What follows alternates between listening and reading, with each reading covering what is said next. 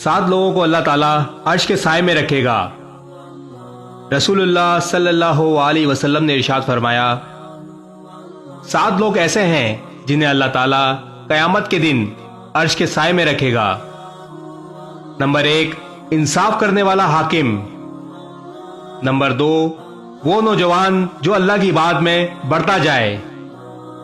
Number 3، وہ شخص جس نے تنہائی میں اللہ کو یاد کیا اور اس کی آنکھیں آنسوؤں سے بھر آئیں۔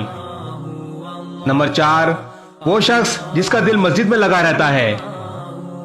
نمبر 5، 2 ایسے لوگ جو اللہ کے لیے آپس میں دوست ہوں۔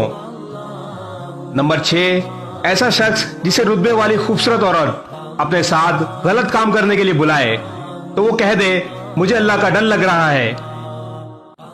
اور نمبر 7، ایسا شخص جو صدقہ کرے تو اس طرح چھپا کر کرے کہ اس کے بائیں ہاتھ کو بھی خبر نہ ہو کہ اس کے دائیں ہاتھ نے کیا کیا ہے۔